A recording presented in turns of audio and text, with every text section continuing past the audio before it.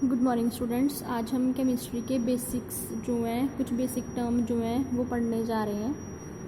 तो जो basic term है वो आ रहे हैं, जैसे कि मास क्या होता है, वेट क्या होता है, वॉल्यूम किसे बोलते हैं, डेंसिटी क्या है और टेम्परेचर क्या है। मास क्या है कि जितना मैटर जो प्रेजेंट है उसे हम बोलते हैं उसका मास। तो मान लो मेरे पास ये जो है, तो इसके अंदर जितना मैटर मीन्स ये जो हमने गत्ता भी लगाया हुआ है, इसके अंदर पेजेस भी हैं, तो इन सभी का ये जो मैटर है, ये जितने अमाउंट में ये प्रेजेंट है ये मैटर, तो वो इसका मास है। फिर नेक्स्ट बात आती है वेट। वेट क्या होती है? वेट होती है कि जो फोर्स ऑफ ग्रेविटी हमारे ऊपर जो फोर्स एक्सर्ट करती है वो होता है वेट। मास कभी भी ज़ीरो नहीं हो सकता, लेकिन हमारा जो वेट है उसमें फ्लक्चुएशन आती है। तो इट मीन्स क्योंकि ये तो फोर्स ऑफ ग्रेविटी है, जितनी हमारे ऊपर फोर्स ऑफ ग्रेविटी लग रही है। तो ऐसे ही अगर हम मून पे चले जाएंगे तो अगर कोई 60 किलो का इंसान है, उसका वेट जो है वो 10 किलो रह जाएगा, मीन्स 1/6 हो जाएगा। वॉल्यूम होता है कि कोई कितनी स्पेस ऑक्यूपाई कर रहा है, वो उसका वॉल्यूम है। तो मान लो मेरे पास जो है ये थ्रेड है, इन्होंने कितनी स्पेस ऑक्यूपाई की, ये इसका वॉल्यूम है। कितनी इन्होंने स्पेस ली है, ये इनका वॉल्यूम है। ठीक है। या फिर मान लो मेरे पास एक गिलास है, उसमें वाटर है, तो जो वाटर है उसने कितना वॉल्यूम ऑक्यूपाई किया, कितनी स्पेस उसने ली हुई है, वो उसका वॉल्यूम है। नेक्स्ट आता है डेंसिटी। डेंसिटी होता है संघनता या घनत्व। तो अब जो डेंसिटी है वो डिपेंड करती है, अब जैसे मान लो हमारे पास ऑयल है, हनी है, वाटर है, तो अब इनमें से गाढ़ा जो होगा उसकी डेंसिटी भी ज़्यादा होगी। तो इट मीन्स जो हनी है वो गाढ़ा होगा, फिर ऑयल आएगा, फिर वाटर आएगा। तो ये चीज़ें ध्यान में प्लीज़। जो डेंसिटी है वो घनत्व संघनता को रिप्रेजेंट करती है। फिर आता है हमारे पास टेम्परेचर।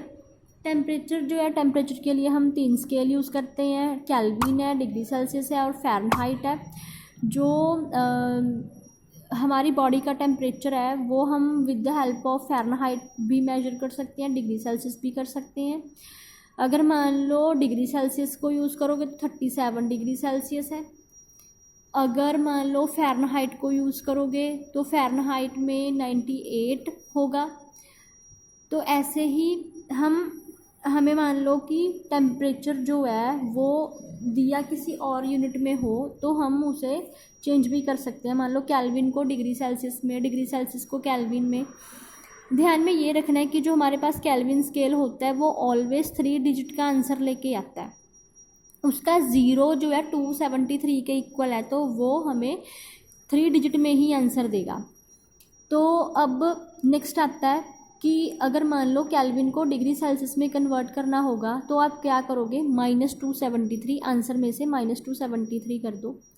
और जो हमारे पास डिग्री सेल्सियस है उसे अगर केल्विन में कन्वर्ट करना है तो उसमें +273 कर दो। ठीक है। नेक्स्ट आता है फ़ारेनहाइट को अगर डिग्री सेल्सियस में कन्वर्ट करना है तो आप फॉर्मूला याद रखो, 9/5 डिग्री सेल्सियस +2। इससे हम डिग्री फ़ारेनहाइट को डिग्री सेल्सियस में कन्वर्ट कर सकते हैं। नेक्स्ट आता है हमारे पास एसआई यूनिट। एसआई यूनिट जो होती है वो स्टैंडर्ड यूनिट है। स्टैंडर्ड जो, वैसे तो देखो वेट को मेजर करने के लिए ग्राम है, किलोग्राम है, मिलीग्राम है, माइक्रोग्राम है, हेक्टोग्राम है, डेसीग्राम है, डेकाग्राम है। ऐसे ही वॉल्यूम के लिए भी लीटर है, मिलीलीटर है, डेसीलीटर है, हेक्टोलीटर है, मतलब बहुत कुछ है। लेकिन एसआई यूनिट जो स्टैंडर्ड यूनिट यूज़ हो रही है, तो मास को ऑलवेज केजी में और जो वॉल्यूम है उसको ऑलवेज लीटर में। और अगर डेंसिटी की अगर हमने यूनिट निकालनी है तो डेंसिटी का फॉर्मूला है मास अपॉन वॉल्यूम, तो केजी अपॉन लीटर, ये बन गया केजी पर लीटर। ठीक है। अब इसके बाद नेक्स्ट हमारे पास कुछ मैथमेटिकली सम्स आते हैं।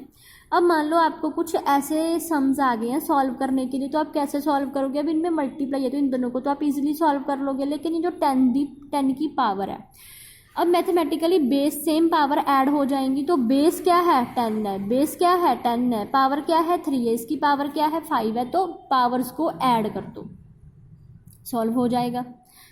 ऐसे ही अगर आपको क्वेश्चन जो है वो डिवाइड में आ जाए तो डिवाइड में आप क्या करोगे, तो ये नीचे जो है पड़ा इसे ऊपर लेके जाओ आप पहले, तो इसकी क्या होगी पावर, तो अभी ये नीचे जो है ऊपर जाएगा तो इसकी जो साइन है वो चेंज हो जाएगा, प्लस जो है वो माइनस में हो जाएगा, तो 10⁻³ प्लस अभी इसका साइन मैंने क्या कर दिया माइनस में चेंज कर दिया -4, फिर -3 -4 क्या बना, दोनों का बन गया 7। तो डिवाइड के केस में 10 की पावर या ऊपर ले जाओ या नीचे ले जाओ, जब ऊपर नीचे लेके जाओगे तो उसके साइन चेंज कर देना, इन्हें डिवाइड कर दो।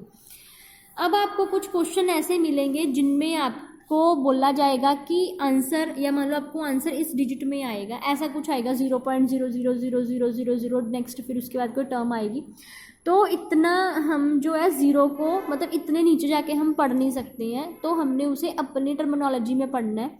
अपनी टर्मिनोलॉजी में मीन्स कि 1 पॉइंट समथिंग, मीन्स याद रखो कि ज़ीरो को छोड़ के बाकी जो भी डिजिट है, मतलब फ्रॉम 1 के बाद जितने भी हमारे पास आते हैं नंबर, तो आपने देखना है कि फर्स्ट नंबर के बाद हमने डेसिमल लेके आना है, फर्स्ट नंबर के बाद याद रखना है LARSS, left side add, right side subtract.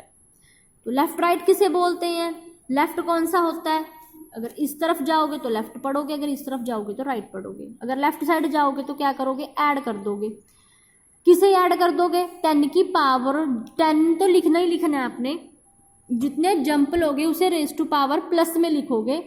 अब मान लो मैंने ये डेसिमल यहाँ पे मैंने 1 की तरफ लेके आना, तो इस डायरेक्शन में मूव करूँगी तो राइट है, राइट है तो सब्ट्रैक्ट में, तो मैंने क्या करना है, कितने जंप लिए 1 2 3 4 5 जंप लिए 10 की पावर 5। तो अब क्या करना है, हमने 10 की पावर 5 ली है तो इसे सब्ट्रैक्ट कर दो। अब अगर मान लो मेरे पास सपोज यहाँ पे है डेसिमल, मैंने 6 के आगे लगाना है, यहाँ तक लेके आना है। अब डायरेक्शन देखो कौन सी में मूव कर रहे हैं, डायरेक्शन हमारी है लेफ्ट, लेफ्ट है तो ऐड होगा, जितने जंप लोगे वो 10 की पावर में प्लस करके लिख दो, 10 की पावर में प्लस करके लिख दो, कितने जंप लिए हैं 1 2 3 4, 10 की पावर में प्लस करके लिख दो। Thank you.